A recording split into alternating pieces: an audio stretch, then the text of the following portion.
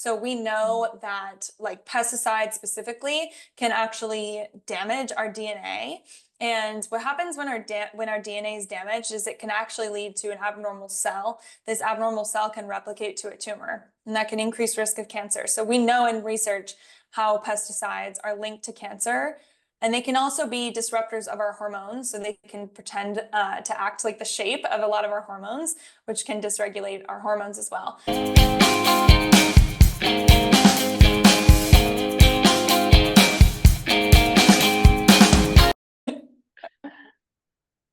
Hello, everyone. Welcome back to The Wellbeing. Dr. Rachel and myself are here today with genetic counselor Natalie Samson, who I'm really excited for everyone to hear from. She's one of my favorite people. She has spoken at many different events and is my personal genetic counselor. I adore her. You can say whatever you want about me, about my genetics. If it comes up, you have full permission. I'm going to say it right here, right now. But yeah, we're going to let her talk to you about genetics, and we're really excited. So thank you so much for being here. Yay, welcome, Natalie. Thank you so much. So excited to be here. Awesome. So could you give us a little bit about your background, kind of where you came from, all the things, how you became a genetic counselor? Yeah. Totally. Yeah. So I think a lot of people don't know what a genetic counselor is. So I always kind of define a little bit about the journey to be a genetic counselor. But basically, like what a genetic counselor is a healthcare professional who's trained to understand genetics to, obviously an expert level, and then be able to communicate that to patients. And so the counseling part is that communication part. So part of our schooling incorporates psychology, so we can really learn how to communicate complex genetics information to patients. But what we're really, like to simplify it, we're really just reading people's DNA and telling them what's in it. And there's a lot of different specialties in genetic counseling. So there's prenatal, preconception, pediatrics. So that means, like before, during, or after pregnancy, but there's also adult and nutrigenomics. And so my specialties are really more so in adult genetic testing and nutrigenomics, or lifestyle genomics, I like to call it as well, where we can really kind of look at a holistic picture of someone based on their DNA. And I feel like I really got into this because I am just someone who probably a lot of people can relate to, just super curious on wanting to understand how things worked. And genetics is really the root of the body, and not only humans, but every living thing. And so it's just really kind of stuck with me, and just is something I'm super passionate about to help people understand.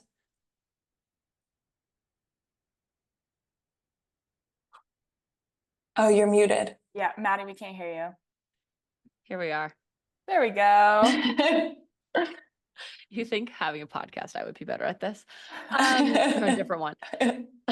So what exactly are genetics and reading DNA? And then what are like epigenetics within there? What does that mean? Totally. Everyone. Yeah. Such a good question, because I think a lot of people get confused there's a lot of misconceptions about what epigenetics is. And so first, I just want to define what DNA and what genes are. So in our bodies, we all have our DNA. And when we segment out our DNA, that's pretty much what we call a gene, or what genes are. And our DNA and our genes are all made up of letters. And what they're doing is they're giving instructions for our bodies to do or make something.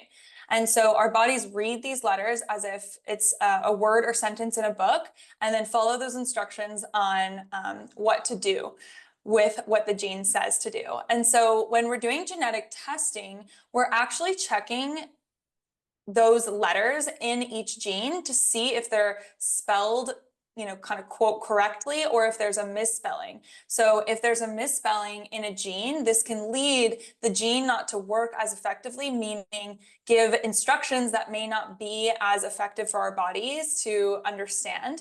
And this can either lead to a genetic condition or can lead to a predisposition for a disease or condition, because we know because of that spelling error, basically. And so with genetic testing, we can check each gene to see if there's a misspelling or not. And the DNA and the genes that we're born with, like the spelling of that gene doesn't change. So usually this is a one-time test, we're really just checking the spelling of the genes that you're born with. And so epigenetics is very different because epigenetics is how the genes are turned on or off. Epi means on or above in Greek. So this is referring to gene expression. So even though the actual letters in our genes won't change, genes can still be turned on and off, almost like a light switch, by our environment that they're in. So I'll give an easy example of this because I think that, this can be confusing. So easy example is we have a gene for basically everything that's produced in our body. And so a lot of people know what melatonin is, which makes us tired, right? People take synthetic forms of melatonin. There's a gene for melatonin. And so during the day, that gene is turned off because if it was on, we'd obviously be tired during the day. So the gene is turned off and then it's turned back on at night. And we know, for instance, blue light can block, the ability to turn on that gene. So that's an example of how epigenetics works. So, even though we have a certain spelling of the gene for melatonin, we can alter how that gene is turned on or off with our environment. Wow. So cool. So Yeah. I know you mentioned you can't see changes in genes, right? Those are kind of written when we're born.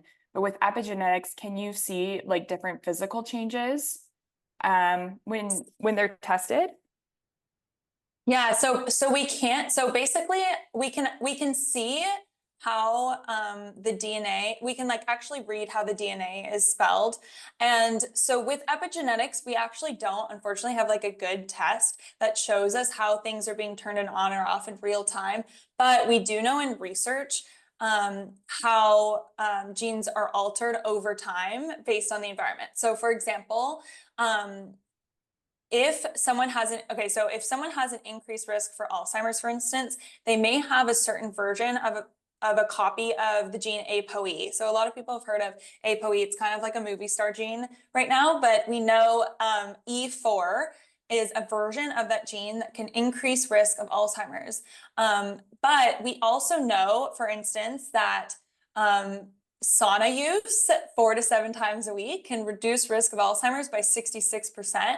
And we know that that is likely due to the activation of something called heat shock proteins, which ultimately heat shock proteins with the detoxification, all of that is epigenetically changing other genes that increase or decrease risk of Alzheimer's. So that's an example of we have to look at both how our DNA is spelled. We also have to look at how our environment can either increase or decrease that risk because we know other genes can be changed in terms of expression as well. So another example too that I often like is if you have an increased risk for cancer, for instance, we want to make sure that we shut down oxidative stress, inflammation, detoxification pathways, or support detoxification pathway, because we know those pathways, when altered, can increase risk of cancer. And if we already don't have a protective effect for cancer, then we're just increasing our risk. So that's why in our practice, we really want to empower people that we look at both what you're born with, and then we also look at how we can support you through the environment. So, through research, we know what turns on and off genes. So we look at both of those, kind of like looking at both nature and nurture. Okay, I've listened to so many podcasts, know so much stuff about sauna, but I did not know the extent, that number that you threw out. That is crazy. Yeah. Yeah, it's one of my favorite fun facts. That is I'm writing that down forever because that is definitely in my mind. I already really want to get a sauna, and now I'm just making a list of every research-backed idea as to why to get one. Yeah. So I know. I totally recommend it. I think it's something that I think is good for so many reasons for everyone. But it's so funny. I'm I should get paid by sauna companies. I don't, but I think everyone should be sauning. We need to this get is you a an plug affiliate for that. code. Yeah. I know. I'm like almost heaven. I Yes. know. I've been trying to get one just like Rachel has. And honestly, Yeah. like I'm trying to find one that I could use outside and inside that can sustain the snow and like really gnarly weather we get here.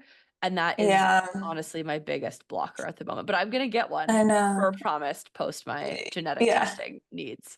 Yeah, you'll have to share too, like the brand you get, because we have a barrel sauna from Almost Heaven is the brand. It's a dry sauna. It's made for, to be outdoors, but we also, I'm in California, it doesn't snow here. So not sure about, how much it can withstand that. So you'll have to like keep us updated what brand you get. I definitely will. I'm looking into a couple, but I have been telling my husband, I'm like, what if we never park our car in our garage and we just make it a wellness studio? Like we can put a cold plunge I in know. there, put a heat, I put a think that's a sauna in great I there. know. idea. Thank I you. know. I think I so do. too. Such a good idea.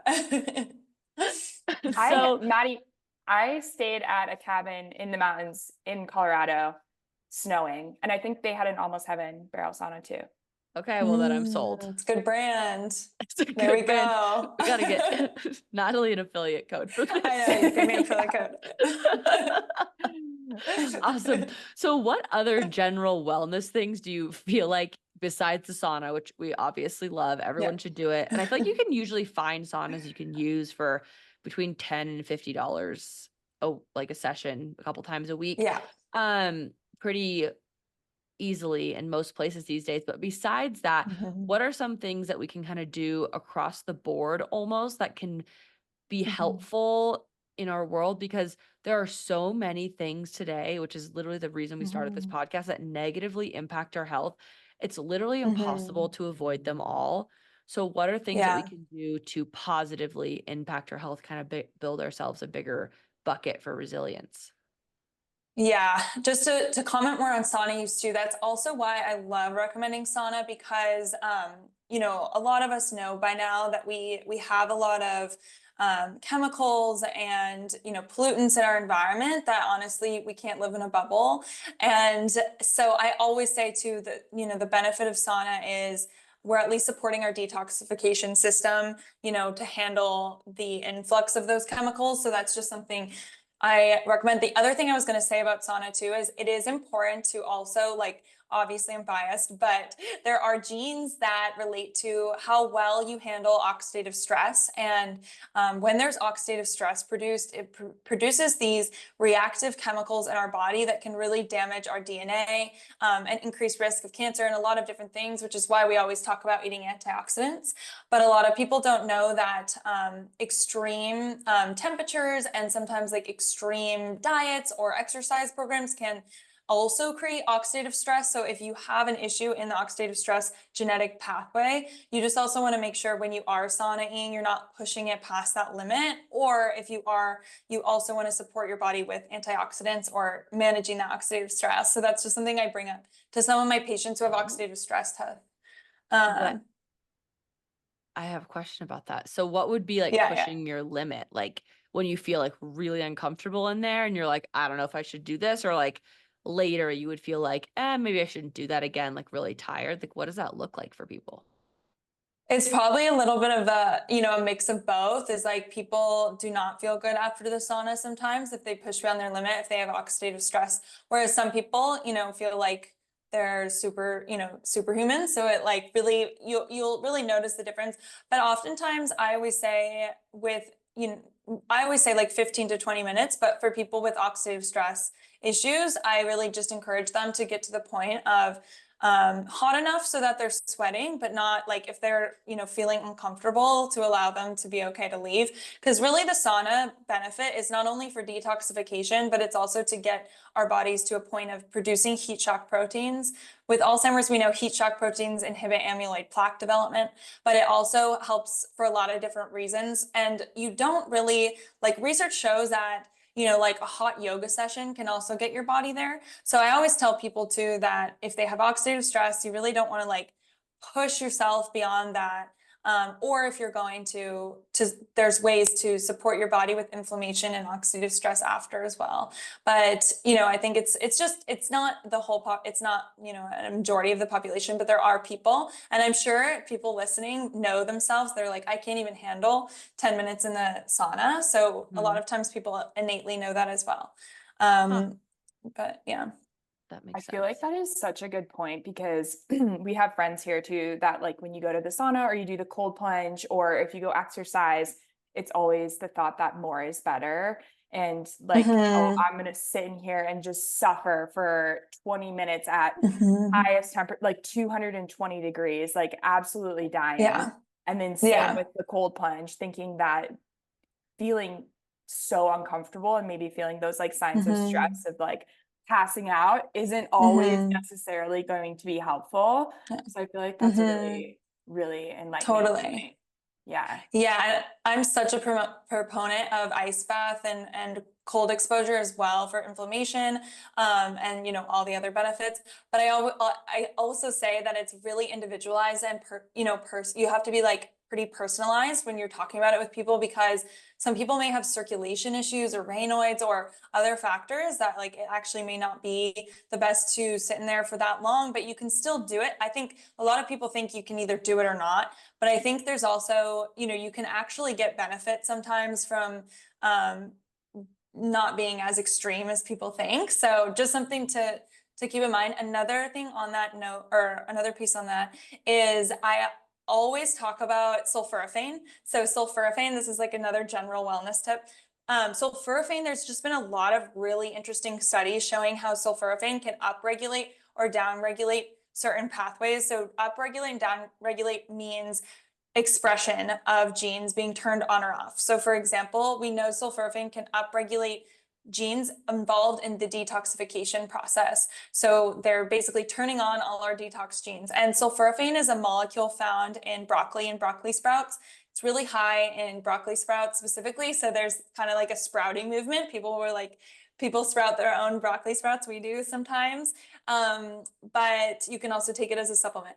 But the thing about sulforaphane is, I personally, so if you really know the scientific mechanism about it is it's basically, it acts as like a teeny tiny antioxidant for our bodies. And then what our bodies do is they turn on all the genes associated with oxidative stress and detox because of that. And so sometimes even with sulforaphane, more isn't always better. So it's something to think like, to kind of make sure that you are listening to your body. I always say like patients know their body best. And if a wellness, hack isn't working for them, it may be because their body is not going to respond well in the extreme amount. And some people do. And so that's why we always have to look at genetics plug, but just to see too, to get personalized. I think that's such a good point because I did like super for years, probably 10 years, like really super high intensity workouts. Like I'm not trying to like call any specific one out, but like think of like the highest intensity stuff you think of, like that's what I was doing. And I always felt like not super great after. And I've recently switched to just like really gentle strength training. And honestly, it is the best thing that's ever happened to my body. Like I feel so much better and like walking instead of running. And I'm like, wow, I should have done this years ago because I could tell that I didn't feel great, but I was like, this is what everyone does. This is what you're supposed to do. And even when I stopped doing those things, everyone was like, well, why did you stop doing that? Like, that's so silly. Why would you not? This is the best thing ever. I feel so great doing this. Whatever. And I just think it's so, so interesting that we continue to do these things despite not being the thing that feels best for us. Totally. Yeah, I think that's why, I'm being in this space in genetics. What's really shown, I guess the biggest thing that I've learned from studying genetics myself is just how blanket statements aren't going to ever work. And we really need to be personalized in our approach. And so, that's what I always tell patients, like when they're wanting to try a trend or when people are arguing that we should do one thing or another, I feel like it's just so important, like you said, Madison, to listen to like what your body's saying. Because in reality, everyone's genes is so different. You're even completely different than your sibling in so many different ways, unless you're identical twins. So, I think that it's always just helpful to know. And obviously, again, like test your genes, see what comes up so you can be protective against what may not work for you. Yeah, definitely. Speaking about trends, I would love to hear a little bit about what you talk about. Like, do you ever talk to patients about nutrition and how that aligns kind of with their genetic testing, and what recommendations that you give based on different genetic testing that you see? Yeah, totally. So we do offer nutrigenomics, but I think that what I want to kind of clarify too is that the genetic testing world is very complex and all over the place, and there's a lot of misconceptions out there. And so, unfortunately, nutrigenomics is one that gets. I guess there's a lot of misconceptions specifically with nutrigenomics, and then also I want to clarify that there isn't really there even in genetics, it's so fast paced that we're still, as genetic counselors, trying to understand how to define the different types of genetic tests we do. So like in the world of genetic testing, there isn't one genetic test that tests for everything. And I wish there was, but there's a lot of reasons behind that. One is simply because like there's so many different types of changes in a gene. There can be deletion of a gene, a duplication of a gene, a repeated gene, just one letter change of a gene. And so we need different technology to look at those different changes. And so sometimes that's why, but also it's because we have 20,000 genes that we've identified in our genome, and there's a human behind trying to give information about all of those genes. And so we kind of split genetic tests into different categories because it's just impossible to do one test that looks at everything. And so when I'm offering nutrigenomics in our practice, I like to refer to it as lifestyle genomics or lifestyle genetics, because the reason is we're not actually just looking at how nutrition responds in our body and how we respond to nutrition. That is a big part of it. But we are also looking at, for instance, like what we were talking about earlier, there are certain genes that can help us understand if we are more or less likely to have slow twitch or fast twitch muscles, like what workouts may be better for our body. There's genes that are associated with cholesterol and blood pressure and, how our body responds to glucose and insulin. And so there's just a lot more information we can get. And the nutrition piece of it is really important.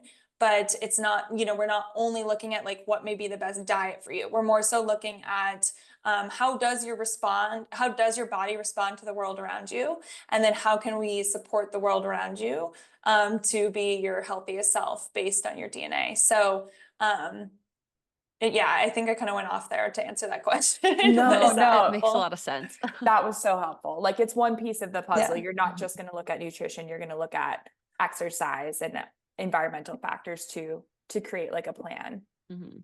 Yeah, and I also like to say too that not all genetic tests are created equal. There's unfortunately a lot of genetic tests out there that charge you hundreds of dollars to test for 5 genes in this space, which we are testing for hundreds. And it's just, you can't really, there's the MTHFR gene, which, I talk about a lot because it is kind of having its moment as well. It's like ApoE and MTHFR.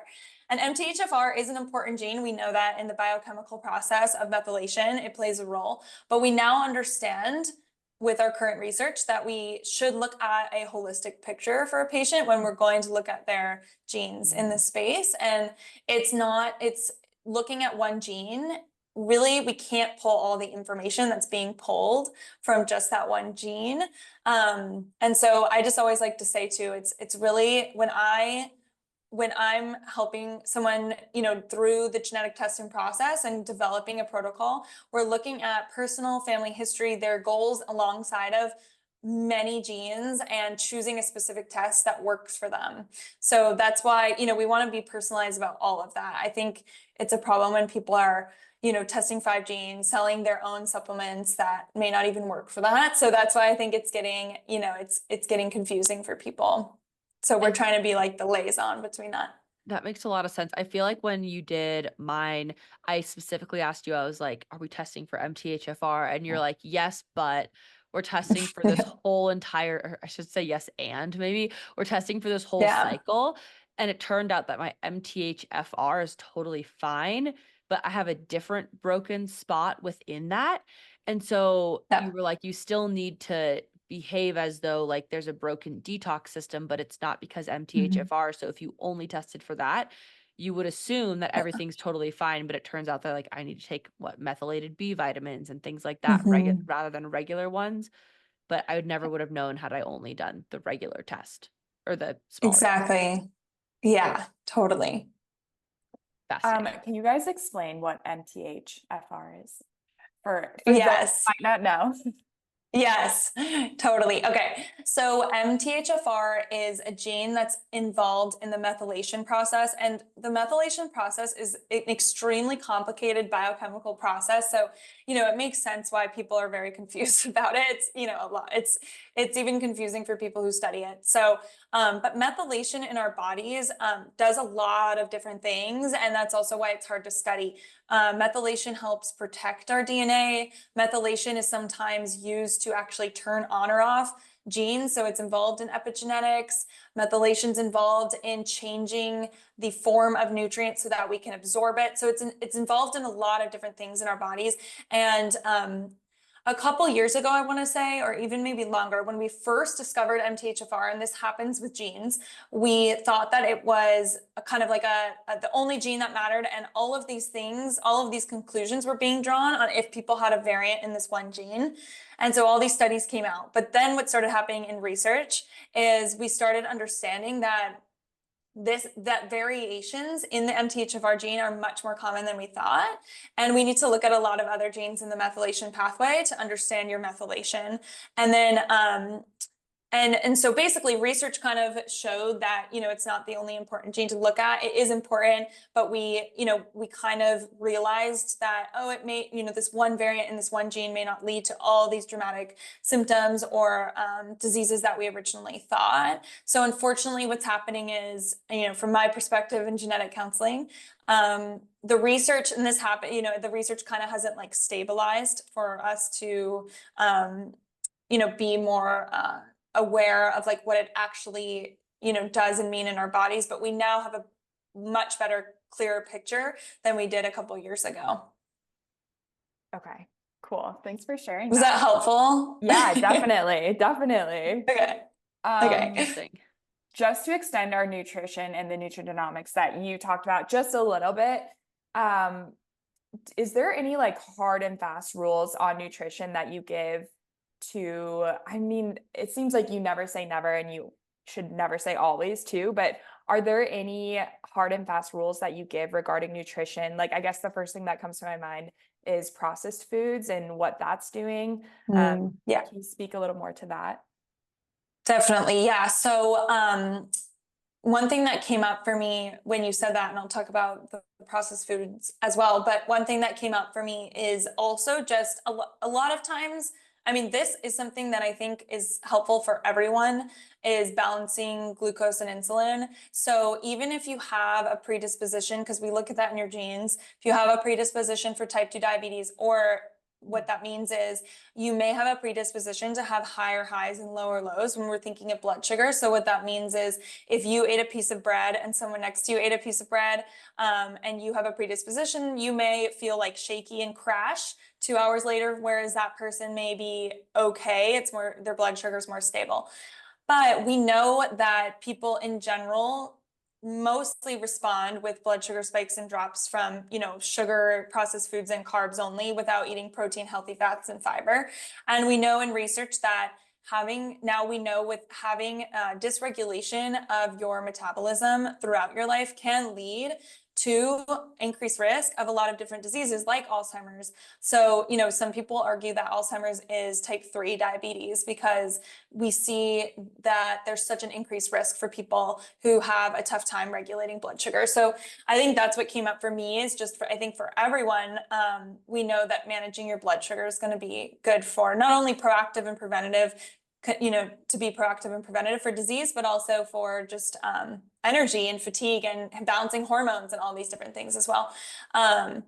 But then on the other, on kind of more of the processed foods, and also I want to talk about pesticides. So we know that like pesticides specifically can actually damage our DNA. And what happens when our DNA is damaged is it can actually lead to an abnormal cell. This abnormal cell can replicate to a tumor, and that can increase risk of cancer. So we know in research how pesticides are linked to cancer. And they can also be disruptors of our hormones. So they can pretend to act like the shape of a lot of our hormones, which can dysregulate our hormones as well. So I don't think, eating organic is thrown out a lot. And people often ask me, is it really important? It's so much more expensive. This is frustrating. Totally get that. But I will say from like the genetic standpoint, we can really like see how damaging it is. So I always say at least focus on the dirty dozen when you're shopping to be organic or to eat organic. And so, and it's actually a little easier, I think, than people think. And it's just a small change that you can do to protect your body. So just focusing on that. I think as that's well. such a good point of like shopping things in season and the Mhm. things that are most likely to have the fewest pesticides is so important. It also changes, like the dirty dozen, Yeah. doesn't it change every Yeah. year? Even like not even just season to Yeah. season, obviously it changes, but like each summer might be a little bit different depending on like what bug might be a problem or what thing in the air might be a problem or whatever. And organic is Yeah. so hard for farmers to grow because like the Yeah. field next to them has to be organic, and like there are Yeah. so many issues where like they can get sued to out of their minds. Like it's I know. the world of farm. We should have a Crazy. farmer on here. Like the world of I farming is know.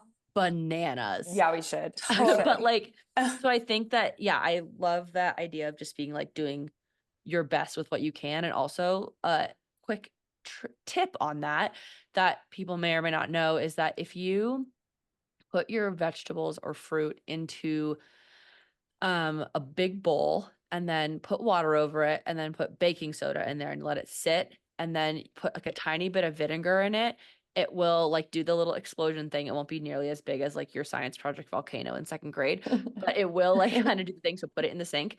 And that also helps remove some pesticides as well. So if you're like, Totally. organic is not available to me, but I do Totally. eat vegetables, use that trick. Yeah.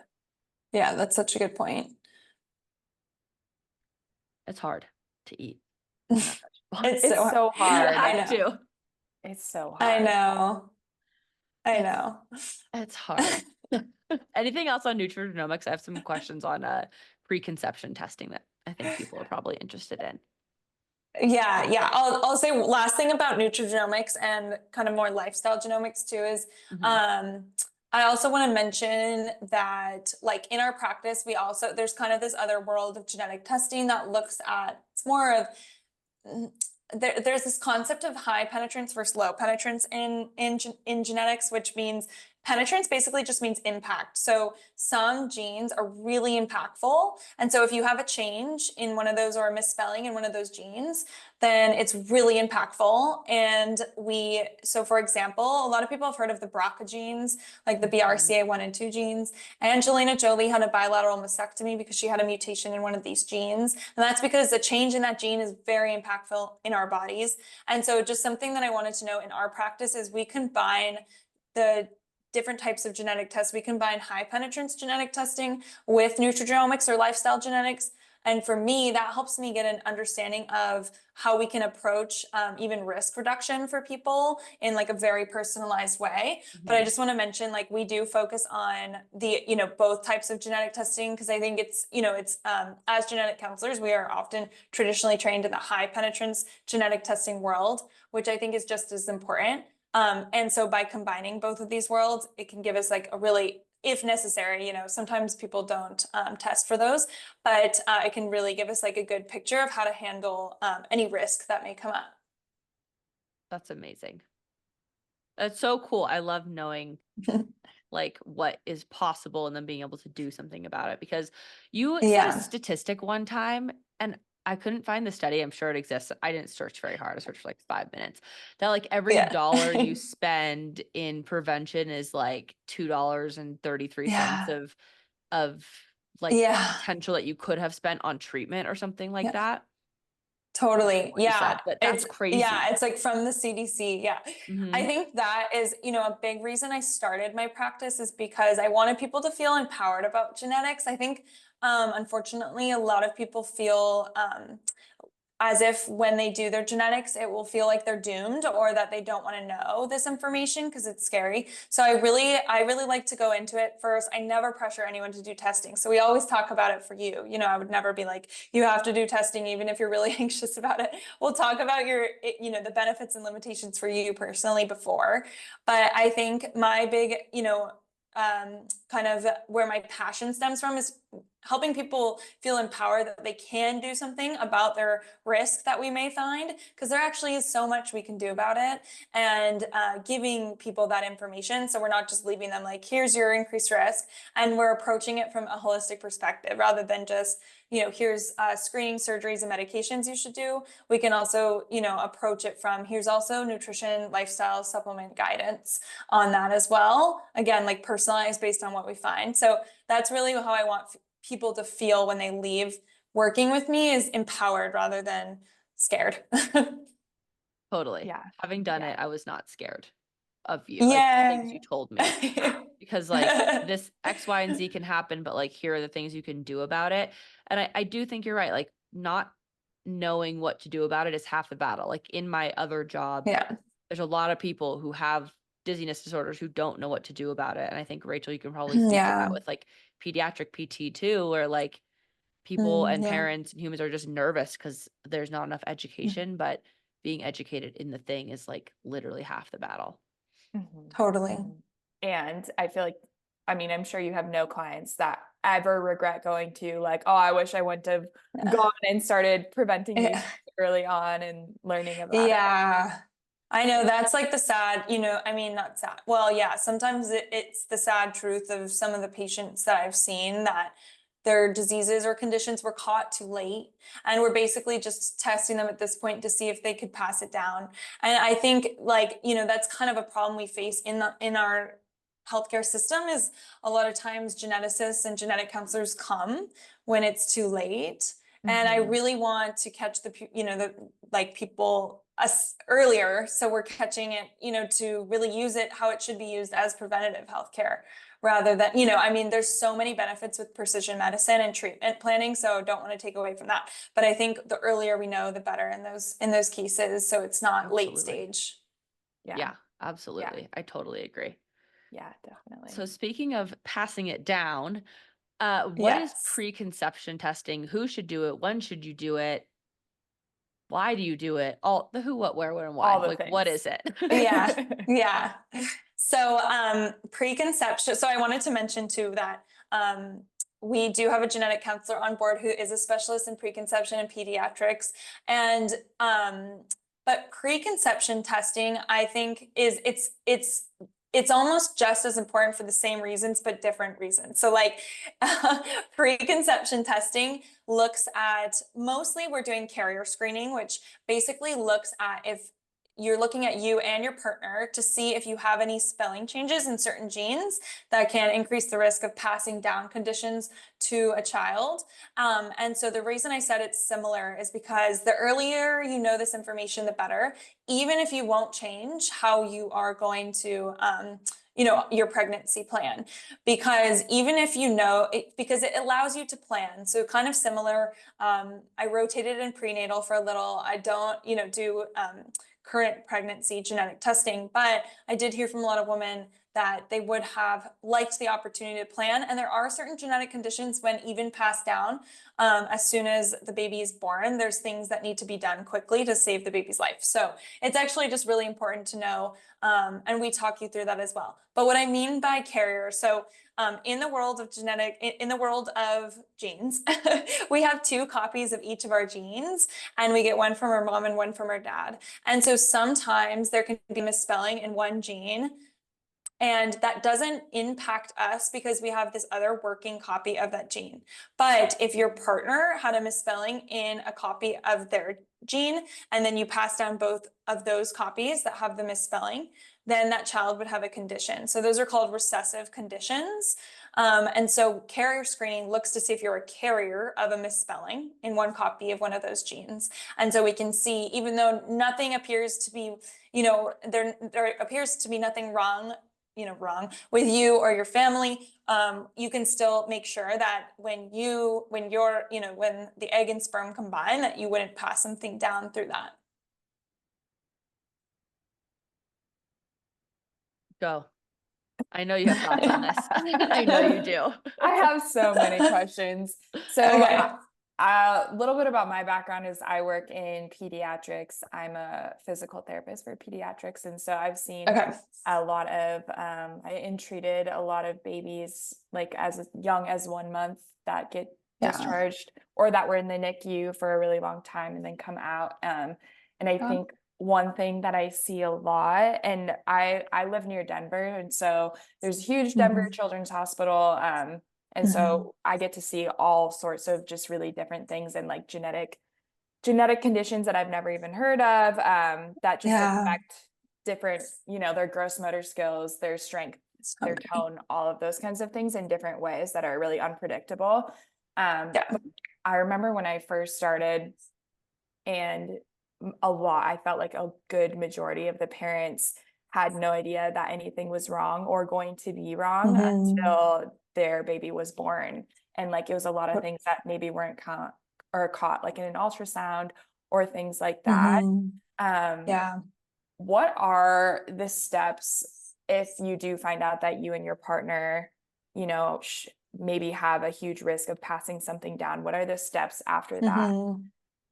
Yeah, so there is actually an option to do IVF with pre-implantation genetic testing. So what that means is you can actually basically do genetic testing on an embryo, find the embryo that doesn't have the disease or condition, and implant that for your pregnancy. So, this is something that's really interesting in genetics because we have to be, it's been kind of ethically debated, right? Because some people, it's like what are we choosing? So, but it is very much available for conditions that are, I would say severe conditions, that you can actually do IVF to avoid passing that down.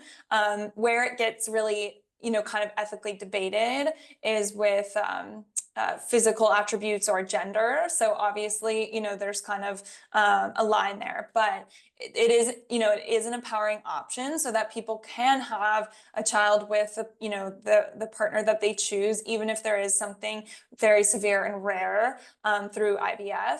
So that's, always an option. I always think we always say too that by knowing, even if you choose not to do IVF, we can do amniocentesis or CVS, which is basically testing the current pregnancy to see if the disease was passed down.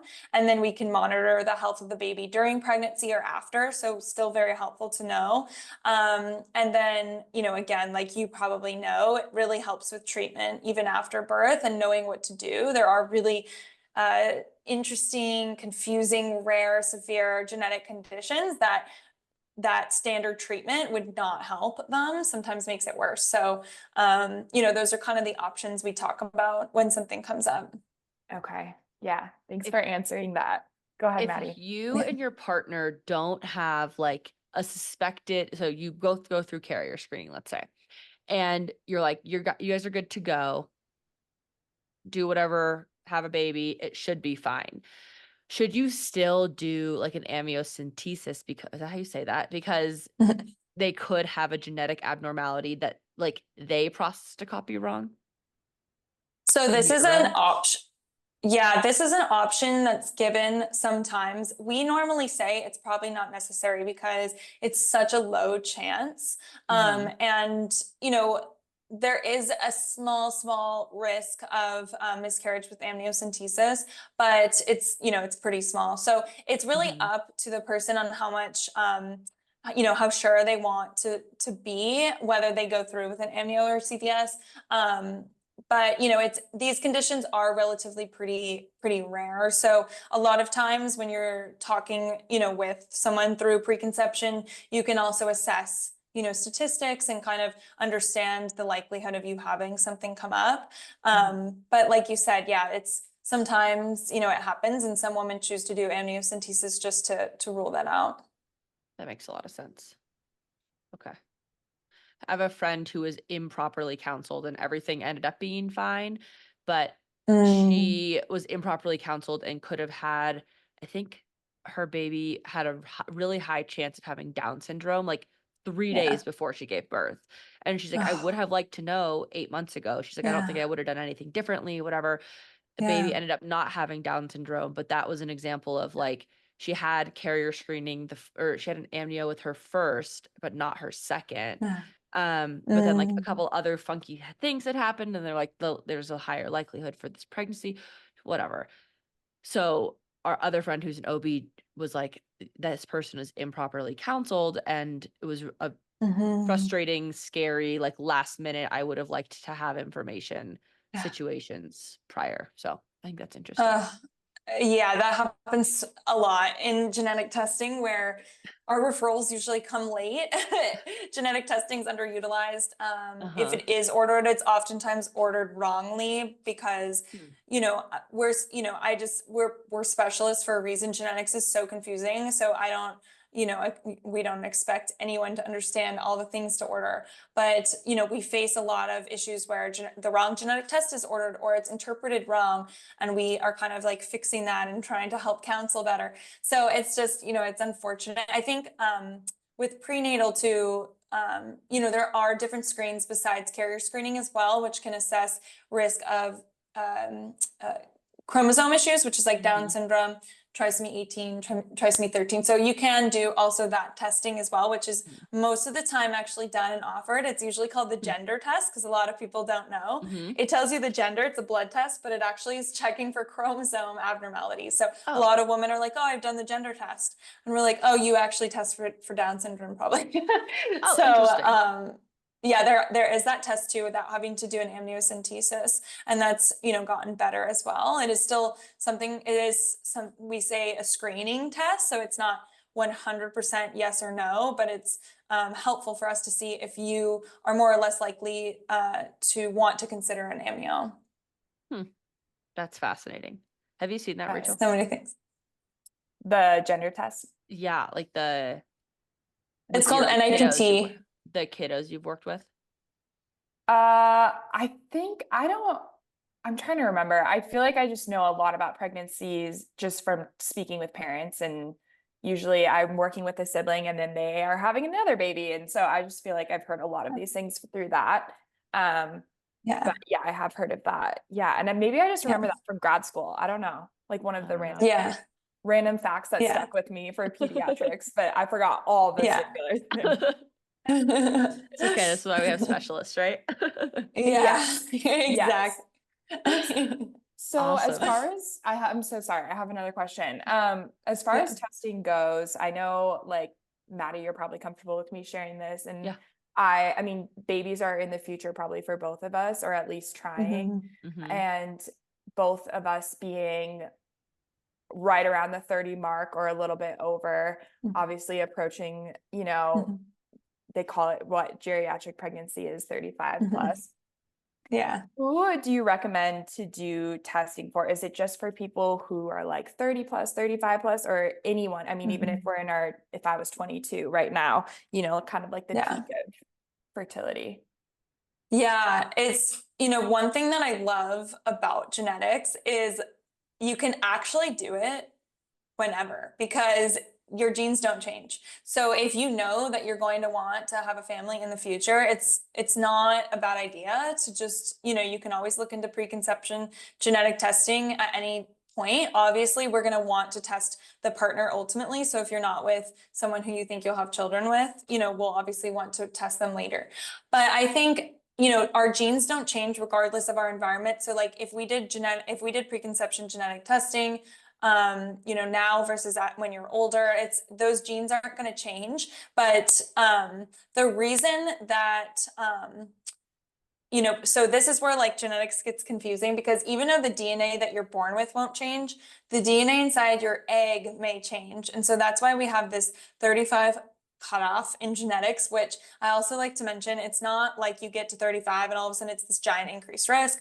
As we approach our 30s as women, we have, slight increased risk with age to pass on, or to pass on a chromosome abnormality to our children. But that's, so that's why we do genetic testing for women over 35, because of already that higher risk. And so we just want to assess your risk.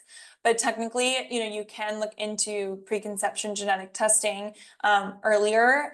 And I always say too, in terms of like other types of genetic testing, lifestyle and nutrigenomics genetic testing, and just in general, like looking into various types of genes holistically for yourself, I think it's always, a good time to start as early as you can, because it really can help us understand the root cause of some symptom you may be experiencing your whole life and never thought to look into, and you've just been taking medication and, no one's brought it up again. Sometimes we find things like that where, we're like, oh, have you looked into this? Doing this may help your health. And that's always, something you can do at any age as well.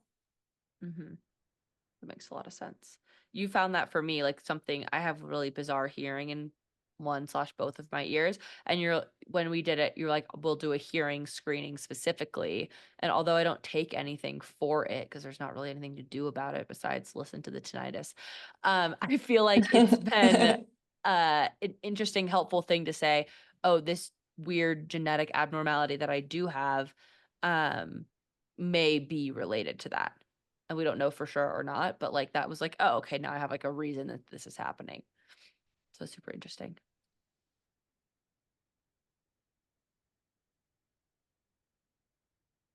Wait, Natalie, we can't hear you. But you're not muted. It just went away.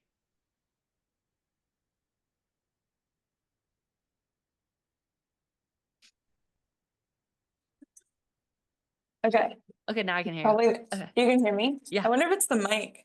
I don't know. It just went totally mute, but oh yeah, now you're muted again.